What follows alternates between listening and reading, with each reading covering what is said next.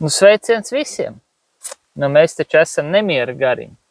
Mēs vakardien nogājām to upes gājienu par Aunīti. Un šodien, atbraucot mājās, mēs sapratām, ka mēs vēl gribam kaut kur aizbraukt, kamēr ir vēl atvaļinājums pēdējā diena. Un kamēr vēl mašīna nav atdota. Nu, un kur mēs atbraucām? Atbraucām mēs uz Daugavas lokiem. Tālu gan. Jā, gandrīz līdz Daugavpilī. Nu, Daugavpils maliņā ir. Jā, atbraucām mēs pastaigāties pa Daugavas lokiem. Daugavas loki, es tā saprotu, ir ļoti gari. Jā, 128 km kopumā, bet sadalīti pa maziem posmiņiem, 4-6 km viens posmiņš. Nu, kādu vienu posmiņu mēs noiesim.